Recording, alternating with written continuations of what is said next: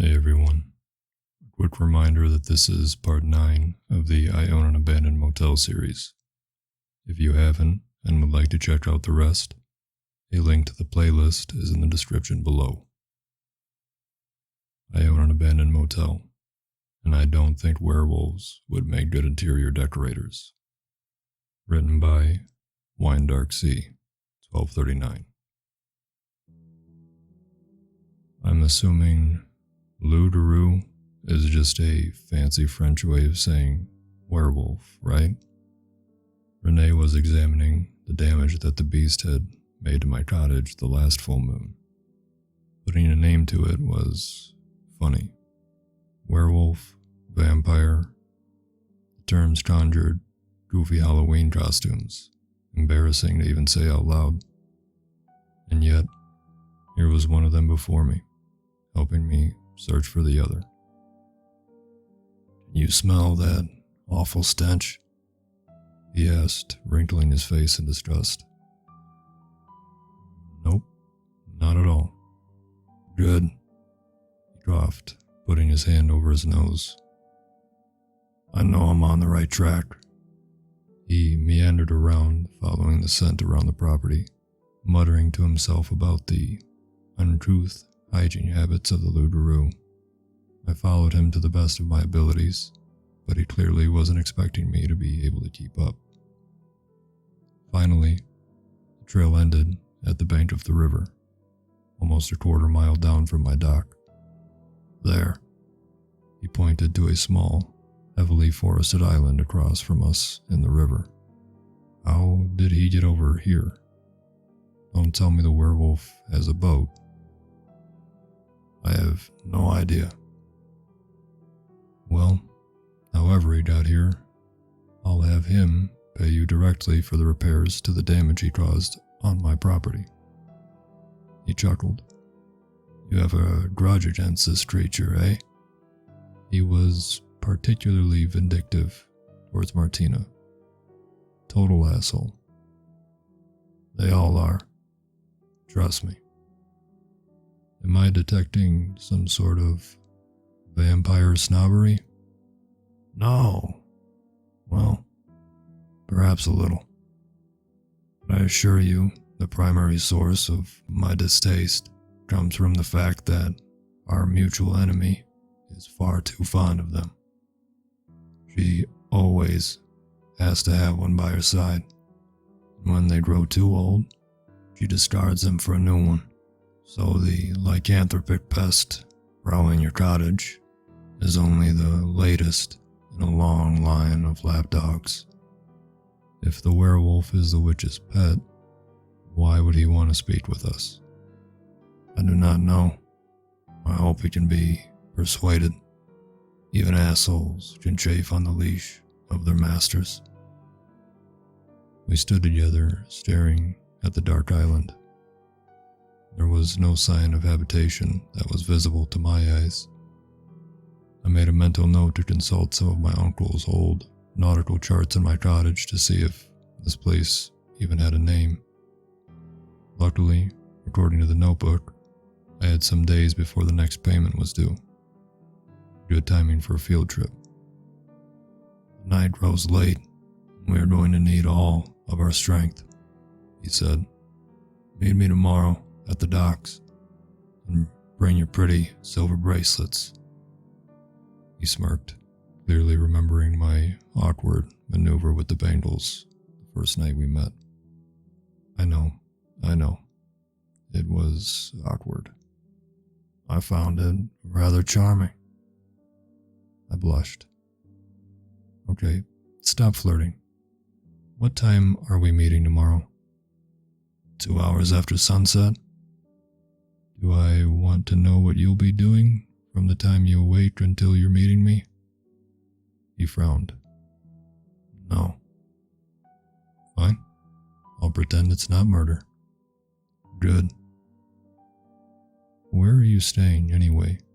The cemetery? A friendly hole in the ground? He rolled his eyes. Not if I can help it. I've actually had quite the grand stroke of luck. My whole place was actually up for rent. You mean the place you lived in 100 years ago? Yes. It only took a bit of persuasion to get the landlord to agree to a highly discounted rent. Please, don't you dare say, relax. Just a bit of mental fog. The power of suggestion. No harm. You know, if that falls through, you're welcome to a non-cursed cottage. He smiled. You're very kind. Good night, Nora. He took my hand in both of his and squeezed it. As he turned to leave, I stopped him with a hand on his shoulder. Renee, you told me some things today that I'm sure were deeply painful for you. And I also realize that you don't need to be here.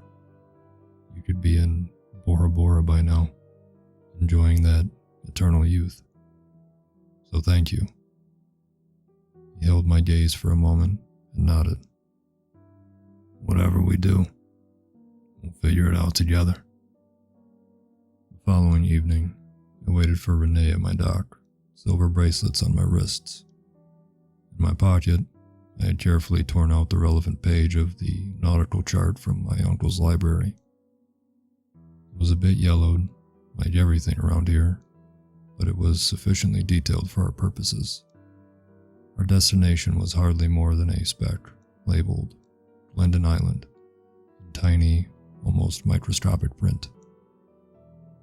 I've never driven a boat before, despite spending nearly every summer of my life on them. My dad or Uncle Jimmy were always the pilots. I tried to remember only the good times, the times when we'd sail out to a hidden island and swim all day, eating sandwiches in wet bathing suits in the sunshine that always somehow tasted better than at home. I didn't want to think about their accident, how those memories were poisoned so soon. I tried to push down the dread that rose unbidden within me when I thought of stepping foot on a boat. I was grateful to see Renee walking up the gravel pathway that led from the motel parking lot to the dock. He looked exceedingly vibrant. A wave of dismay passed through me when I noticed he was wearing a different parka, this one a much plainer black and gray. He had an extra large thermos with him. The whole thing was just so macabre, and yet somehow also hilarious. I couldn't help but begin to laugh. Renee seemed mildly offended. What's so funny? Nothing. What happened to the green jacket? I thought it made you upset. Where did you get the gray one then? Don't ask. That is equally disturbing. He shrugged. Sorry. I closed my eyes and sighed. Let's just get on with it, shall we? I have the silver. As do I. He pulled out a thin, silver chain from his pocket. I nodded. He approached the boat left behind by the man who had the misfortune of arriving at my motel on the night our taxes were due. Can we use this boat? I guess. I don't think the owner is coming back for it. Seems like it's in fine working condition. He hopped in and retrieved a pair of paddles. I do not think it is wise to use a motor. Too much ice, and besides, it's far too noisy. Are we concerned about noise? We should probably not announce our arrival with much advance fanfare. He raised his hand to me to help me down. I hesitated, heart leaping, remembering the phone call from the police telling me my dad wouldn't be coming home. Freak boating accident. I shook away the memories and took a deep breath of bracing, cold air. I took Renee's hand and stepped inside, steadying myself against the slight lurch as I sat. Are you all right, Nora? I shuddered and nodded. Fine, thanks. He sat, grabbed a paddle, and tossed me one. I can handle it myself if you don't feel up to paddling. This boat is not much larger than the canoes I used as a child. Thanks, but I can pull my weight. We began to paddle carefully, but with steady speed. Renee was able to pilot and steer with ease, even in the dark, icy conditions. A perk of heightened senses, I suppose. His obvious happiness at being on the river was infectious, and I found my initial anxiety melting away, the rhythm of my breathing returning to normal. What else do you know about werewolves? I asked, my voice barely above a whisper. Not much to know. Full moon, silver, pervasive stench. Can they change into wolf form at will, or only during a full moon? Probably something good to know, given the purpose of this excursion. During the full moon, they must transform, willing or no. Those in the service of the witch would also transform at her will. She could force a transition if she sensed any hesitation. This was something I witnessed on multiple occasions, and it was never pleasant. Poor beasts. Left to their own devices, I believe the werewolves could transform to defend themselves when threatened. All the more, we must approach with caution. I nodded. I glanced at the black depths before us. The cadence of my paddling hitting the water was almost pleasant. Out of the corner of my eye, I caught a pale form dart deeper and out of sight. With a chill, I remembered the wet lady slithering into the water, marble eyes glowing lifelessly in the depths. Would she be the one to bring me my death this year, completing the task she had begun when I was a child? Renee, what is it like to die? He frowned. I can't rightly say. I've never experienced a true death, the sundering of the body and the soul. Please, Nora, don't think of it. What would cause you to truly die? Can you die? He grinned. Are you contemplating another attempt on my life? Because I promise, the gun is useless. Stakes to the heart? Sunlight and fire. See? Now you know my secret. I've armed you with the knowledge of my destruction. I'll store it away for future reference.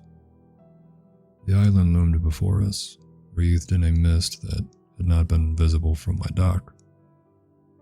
Jagged rocks sloped down to meet the river. As far as I could see, there were thick growths of trees and bushes. We became silent, aware of every movement.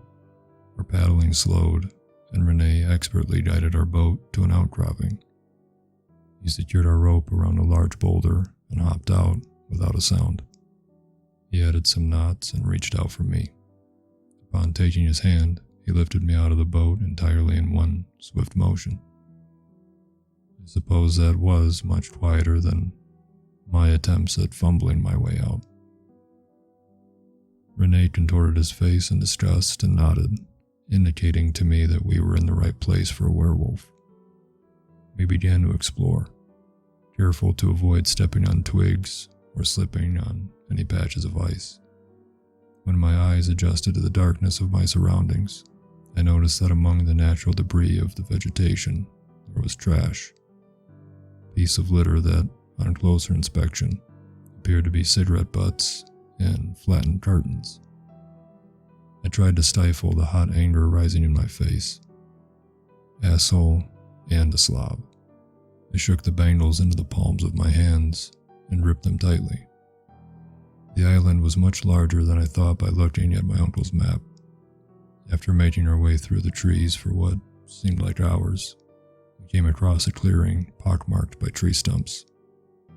In the center was a twisted figure that, at first glance, appeared alive, but as we crept closer, it revealed itself to be a towering structure made entirely of bones. Piles and piles of bones. Hopefully, from animals, I thought uneasily. The thing was crowned by the skull of what must have been a massive buck, with enormous antlers draped with what appeared to be dry marine algae. The thing was horrifying, but despite my churning stomach, I felt compelled to take a few steps forward, to reach out my hands to touch it.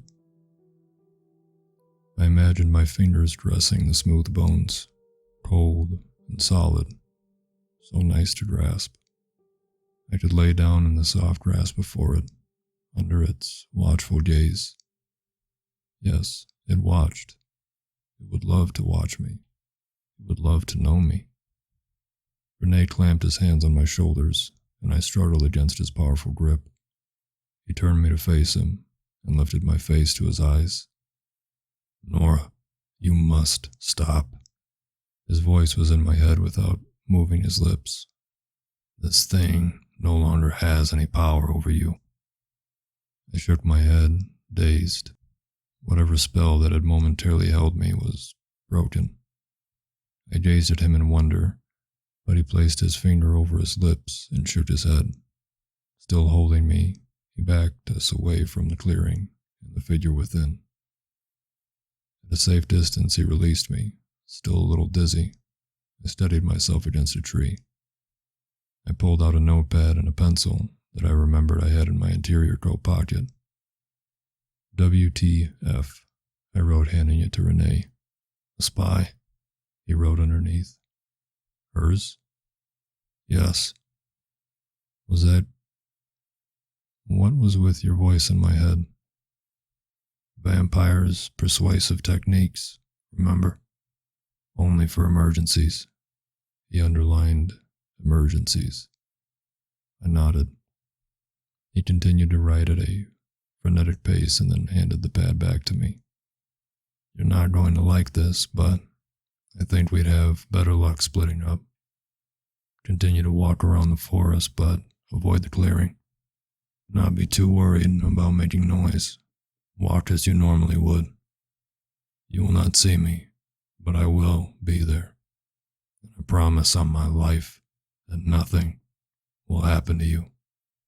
Keep your bangles close." I shook my head. He added 2 more words. "Trust me." Did I trust him? Did it matter? He was probably right. The werewolf would be more likely to approach, or at least allow himself to be spotted, if I were alone. I bit my lip and nodded. He gave me a reassuring smile, and quicker than I could react, he had darted away, disappearing into the trees. "Toughen up," I told myself, repeating Martina's words. Heartened, I began to explore on my own, not too focused on avoiding sticks and paper and other things that crunched under my boots. I moved in the opposite direction from the clearing, towards the side of the island we had not visited before. After what felt like ages, the trees yielded to smaller shrubberies, and I found myself staring at a lopsided log cabin, constructed in a very amateurish fashion. I guess this is where the guy lives. Part of me wanted to simply go knock on the door, but I decided to go around the back instead. As I approached, I suddenly sensed something behind me, the feeling of eyes on the back of my head. Must be Rene, I thought, engaging in a bit of wishful thinking. I turned around. Behind me was the beast, the size of a grown man, its gangly limbs pressed down to the ground as though ready to pounce. It glared at me with frenzied, yellowed eyes and sharp teeth. The face was not as sleek as that of a wolf, but rather misshapen for an animal. The snout was longer, the teeth more jagged and haphazard. If I run, I am dead. I took a step backwards, raising my hands, clutching the silver to a position in front of me. The werewolf snarled at the glint of silver, almost emboldened. A low, guttural growl emanated from its gaunt belly. Just as it tensed its back haunches for an attack, a white flash collided with it from seemingly out of nowhere. Rene tackled it to the ground and buried his fangs into the beast's neck, causing it to howl in pain and anger. It slashed his face, and the shock of the lacerations momentarily shocked him enough for him to release the wolf, who was free to attack him with its full force. It pinned him to the ground. Rene struck at the wolf's face and bit down on its shoulder, and the two struggled against each other, fighting ferociously. With a powerful kick, Rene finally flung the werewolf backwards, retrieved the silver chain from his pocket, and wrapped it around the wolf's neck with a hideous hiss. "Rene, take these," I shouted, throwing him the bangles. He caught them with ease and pressed them into the flesh of its chest. The werewolf howled in agony, the animal sound rising into an ear-shattering crescendo before ceding to the screams of a human man. The claws had retracted into human hands. I raced over to find that the beast was gone, and in its stead was a man in his mid-40s, with dark hair heavily streaked with gray. He was naked and writhing in agony under the silver, which clearly burned his flesh. The wounds that Rene had inflicted were raw and bleeding, though Rene had clearly avoided any major arteries. I turned to Rene, who still glared at the man, fangs bared, panting. The lacerations inflicted by the werewolf had healed, but he was covered in blood from head to toe. Newly acquired parka almost entirely shredded. I bent over to remove the silver, but his hands shot out to block me. "He's no good to us dead," I said. "And that's what'll be soon, by the looks of it, if we don't remove the silver." Rene's predatory expression didn't change. He continued to stare at the man's bloodied wounds. "Rene!" I slapped him across the face, surprising both of us with my strength. He blinked and shook his head. "Right. Sorry. I'll take it off. Careful. He's a tough bastard." He pushed me back, but I didn't move. "Wait. I just have to do something quick." Before he could stop me, I aimed the hardest kick I could muster into the werewolf's stomach. The man's moan was so pathetic, I almost felt bad about it. Almost. Rene grinned. "May I?" I nodded. He bent over and carefully removed the silver, taking some skin with it. The man cried out, promptly turning over and vomiting. "Can you do something to stop the bleeding?" I asked. Rene narrowed his eyes. "With what?" he asked sullenly. I crossed my arms and frowned. "Come on." He made a sound of annoyance. He bit his wrist and suspended it over the man's neck wound, allowing several drops to fall. The blood did its work and began to knit together the ragged wound until the werewolf was left with nothing but a crater of dried blood. Rene did the same over the man's shoulder, and when that too was healed, he turned to me. "Satisfied?" "The silver wounds? He can live with those." Agreed. The man grunted and attempted to sit up. "No sudden movements, Wolf, or I'll put you back on your leash," Rene said, brandishing the silver chain. "Relax, jackass. I'm too weak to shift." The man croaked in a voice that sounded like it didn't get much use. He was pale with blood loss, but otherwise seemed to be in good physical condition. His eyes appeared sad and haunted, dark circles underneath, a stark contrast to the fierce yellow stare of the beast he had been only moments before. He gestured to the ramshackle cabin. "You mind if I put some clothes on?" "You'll forgive us if we insist on escorting you." He grunted a reluctant assent and struggled to his feet. He was perhaps an inch or so shorter than Rene. His body was laced by a web of thick scars from his back to his chest and on his limbs. He limped his way into the cabin with me and Renee following behind. The place smelled of hearth and cigarette smoke, fire that was no more than embers burned under a poorly constructed chimney that looked like it was threatening to give at any moment. An ancient-looking metal bed frame bore a worn mattress with a few filthy flannel blankets.